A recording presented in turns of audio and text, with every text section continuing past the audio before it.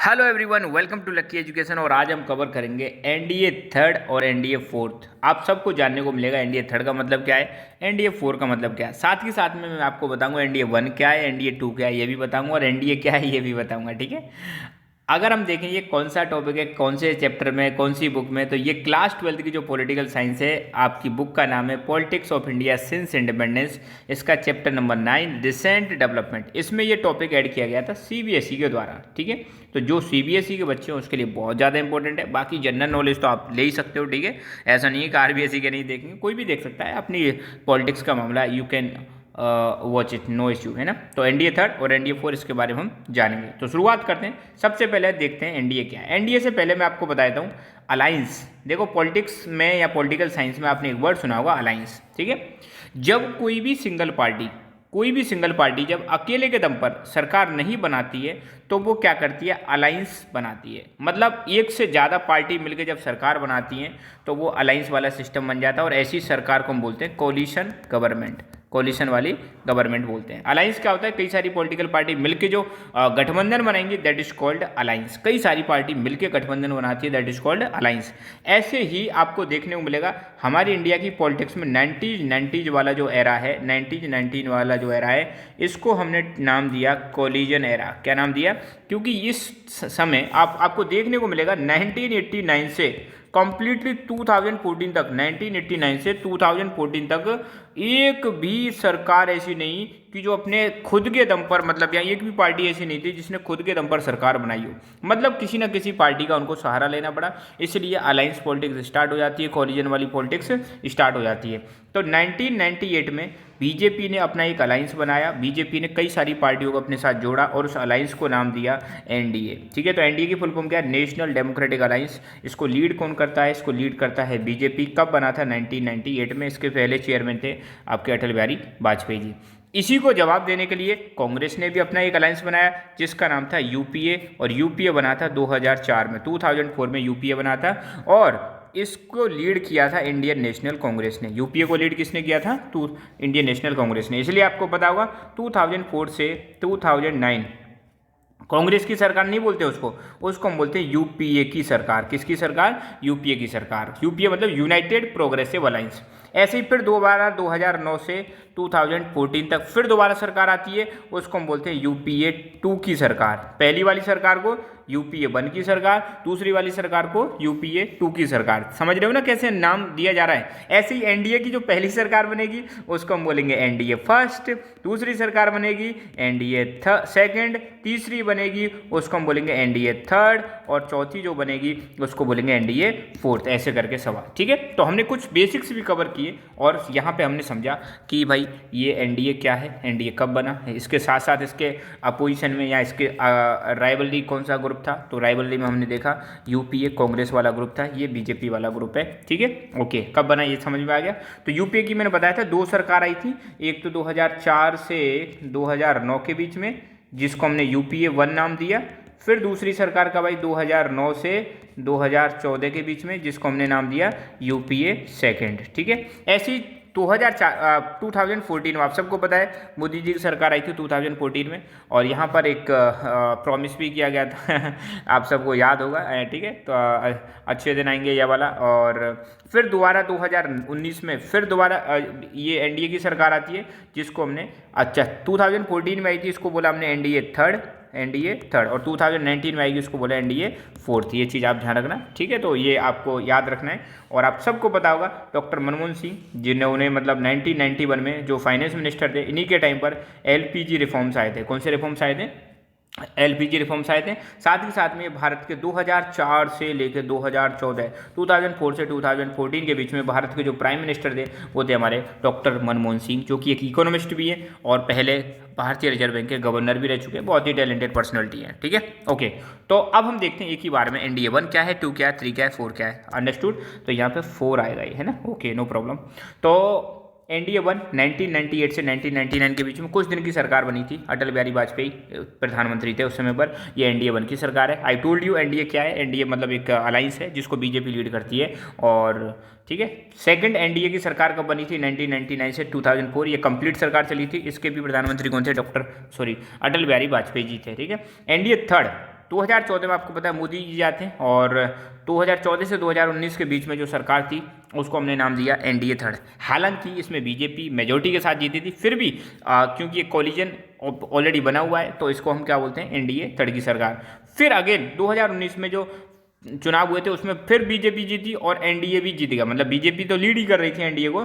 और इसको 2019 से जो अब 2024 तक चलेगी ये है एनडीए फोर सरकार, और इसको कौन लीड कर रहे हैं, नरेंद्र मोदी जी लीड कर रहे हैं। ठीक है, तो यहाँ पे एनडीए का मतलब क्या है, नेशनल डेमोक्रेटिक अलायंस। कब बना था नेशनल डेमोक्रेटिक अलायंस, 1998 में। लीड कौन करता है इसको, बीजेपी। ठीक है, तो एनडीए को हम जनरली समझ लेते हैं हाँ भाई ये बीजेपी वाला ग्रुप है, और जब हम यूपीए की बात करें तो हम समझ लेते हैं ये कांग्रेस वाला ग्रुप है। ओके, अब आपका बेसिक्स मैंने क्लियर करा दिया है, तो बेसिक्स अगर आपको क्लियर नहीं है तो थोड़ा सा दिक्कत आती है समझने में। अब आप समझ जाओगे एनडीए थर्ड, एनडीए फोर्थ। तो एनडीए फर्स्ट और सेकंड तो आपको पता है पहली सरकार बन गई थी, किसके टाइम पर, अटल बिहारी वाजपेयी जी के टाइम पर बन चुकी थी एनडीए फर्स्ट और सेकंड।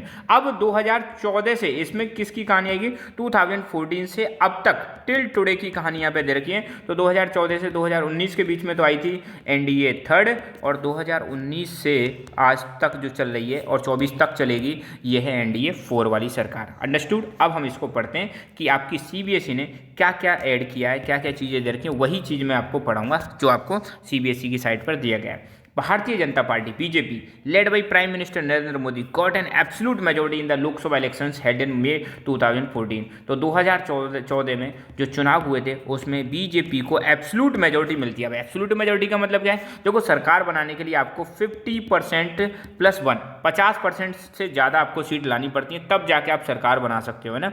और आपको पता है लोकसभा में टोटल अब कितनी सीटें, 543 सीट हैं।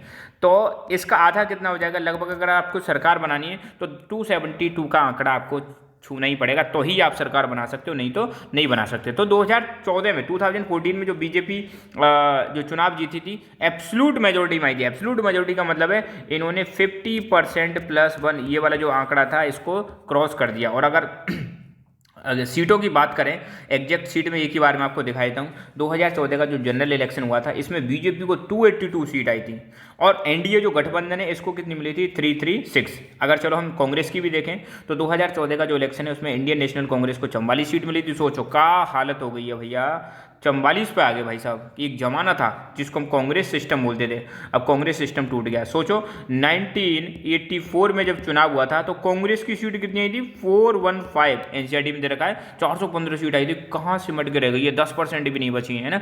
तो खैर एनीवे, तो 2014 का जनरल इलेक्शन हुआ था, इसमें बीजेपी को 282, एनडीए को 336। एनडीए मतलब जो बीजेपी का गठबंधन है, और इंडियन नेशनल कांग्रेस को 44, और यूपीए जो इंडियन नेशनल कांग्रेस का गठबंधन था, मात्र टोटल अगर कांग्रेस को भी जोड़ दे तो कितनी है, 59। ध्यान रखना ये एनडीए में 336 में बीजेपी को ऐड करके ध्यान रखना है ना। फिर 2019 का जब जनरल इलेक्शन हुआ तो बीजेपी को 330, मतलब बीजेपी का यहाँ पे राइज आपको देखने को मिलेगा 303, है ना।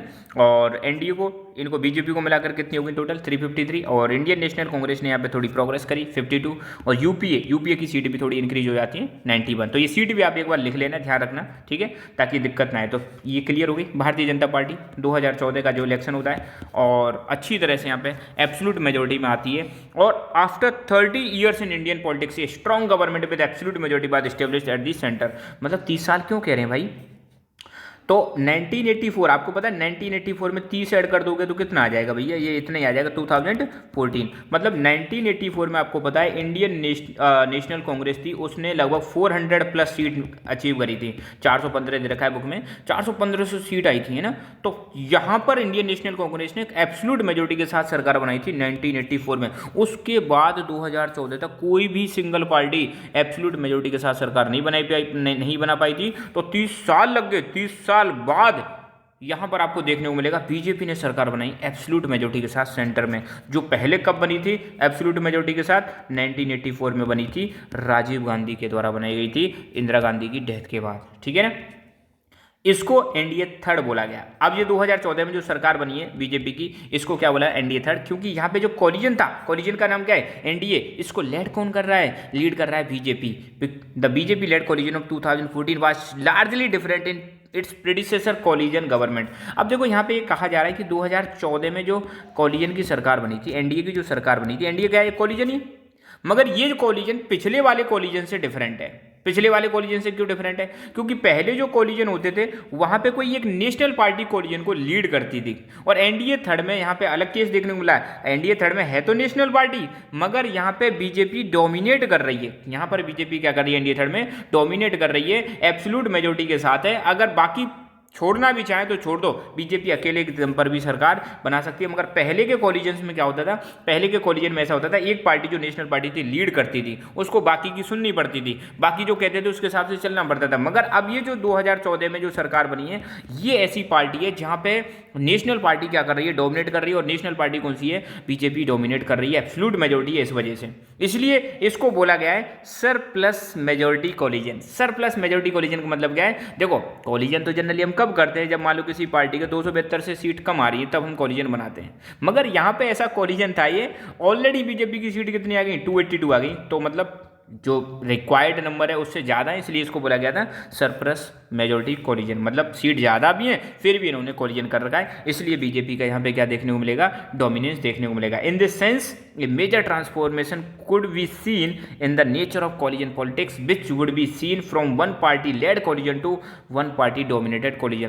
पहले के जो कोलिजन हुआ करते थे, ध्यान रखना, 1989 से लेके 2014 तक के जो कोलिजन है वो है वन पार्टी लेड कोलिजन। एक पार्टी लीड कर रही थी उसमें, है ना, एक पार्टी का मतलब लीडिंग रोल में रहती थी। मगर अब 2014 के बाद जो कोलिजन आ गया है, ये कैसा हो गया? One party dominated collision. यहाँ पे आपको देखने को मिलेगा बीजेपी का डोमिनेंस है। पहले क्या होता था? किसी पार्टी का डोमिनेंस नहीं होता था, किसी पार्टी का डोमिनेंस नहीं होता था, मगर अब डोमिनेंस स्टार्ट हो गया। ऐसा कोलिजन है जहाँ पे डोमिनेंस देखने को मिला है। अब आता है 2019 का लोकसभा इलेक्शन। 2019 का जो लोकसभा इलेक्शन था, ये 17th था, 17वें नंबर का लोकसभा इलेक्शन था। यहाँ पर फिर दोबारा से बीजेपी वापस आती है, और फिर जो सरकार बनेगी उसको अब हमने बोलेंगे एनडीए 4 की सरकार। कौन सी सरकार बनेगी? एनडीए 4 की सरकार, जहाँ पर बीजेपी को मतलब एनडीए को 350 से ज़्यादा सीट मिलती हैं कि आउट ऑफ 543 में। सीट वाला आंकड़ा भी दिखा दिया था आपको, यहाँ पे आप देख सकते हो 353। एनडीए की कितनी सीट है? 353। अकेले बीजेपी की कितनी है? 303 सीट है। तो ये कहानी आपको 2019 के चुनाव में देखने को मिलेगी। फिर दोबारा से बीजेपी ने यहाँ पर अपने आप को स्टैब्लिश कर दिया, एनडीए ने दोबारा से अपनी सरकार बनाई, और इस सरकार को बोला एनडीए 4। 2019 में जो सरकार बनी उसको हमने क्या बोला? एनडीए 4 की सरकार है। BJP on its own Bon 303। BJP अकेले के दम पर 2019 में कितने सीट जीतती है? 303 लोकसभा की सीट जीत जाती है। ये एक अपने आप में बहुत बड़ा नंबर था। सिंस 1984 के बाद कोई भी पॉलिटिकल पार्टी 2019 तक इतने नंबर नहीं ला पाई, इतने नंबर ऑफ सीट्स नहीं जीत पाई थी। उस समय पर आपको बताएं, पहले कांग्रेस ने जीते थे। कांग्रेस ने, जब इंदिरा गांधी की डेथ हो गई थी, मैंने बताया था, तब कितनी सीट? 415 सीट आई थी कांग्रेस की 1984 में। उसके बाद पहली बार ऐसा होता है कि 300 को सीट्स क्या हो जाती हैं? क्रॉस हो जाती हैं किसी पार्टी के द्वारा। इस प्रकार हम कह सकते हैं 2019 में बीजेपी की एक शानदार जीत होती है, और इसको एक शानदार सक्सेस कहा गया। और यहाँ पर आप देखो, लगातार 2014 में भी बीजेपी आ गई, 2019 में भी बीजेपी आ गई, और अब 2024 में भी आ गई है। तो अभी से मतलब ऐसे कयास लगाए जा रहे हैं कि भैया अब शुरुआत हो चुकी है बीजेपी सिस्टम की। जैसे किसी टाइम पर कांग्रेस सिस्टम चलता था, आपको पता है 1952 का जो जनरल इलेक्शन हुआ था, तब से लेकर 1989 तक एक प्रकार से कांग्रेस सिस्टम था, उसको हमने क्या बोला था? कांग्रेस सिस्टम बोला गया था। अब जो सोशल साइंटिस्ट हैं वो कह रहे हैं कि अब जो ये सिस्टम चल रहा है ना, इसको हम कह सकते हैं बीजेपी सिस्टम। अब यूँ समझ लो, एरा ऑफ बीजेपी स्टार्ट हो चुका है, जहां पर एक ही पार्टी का डोमिनेंस देखने को मिल रहा है, वो है बीजेपी। जैसे पहले era of one party dominance जो चैप्टर पढ़ा था, उसमें हमने देखा था कांग्रेस पार्टी का डोमिनेंस हुआ करता था, मगर अब किसका डोमिनेंस देखने को मिल रहा है? अब बीजेपी का डोमिनेंस देखने को मिल रहा है। अब यहाँ पे पॉलिटिक्स में बहुत ज़्यादा जबरदस्त चेंज आ गया है, ठीक है। तो ये हमने देखा यूपीए थर्ड क्या है, सॉरी एनडीए थर्ड क्या है और एनडीए फोर्थ क्या है। आई होप आपको बिल्कुल समझ में आ गया होगा। हमने इसको कंपेयर भी किया, पास्ट की पॉलिटिक्स को भी स्टडी किया, ठीक है। और एक आपसे निवेदन है, अब तक आपने लकी एजुकेशन को सब्सक्राइब नहीं किया है तो जरूर सब्सक्राइब करें, साथ के साथ में हमारी लकी एजुकेशन फैमिली का पार्ट बने, और इस वीडियो को अपने मित्रों के साथ शेयर करें, जो भी आपके साथ पढ़ रहे हैं उनके साथ जरूर शेयर करें। So thank you so much. जय हिंद, जय भारत।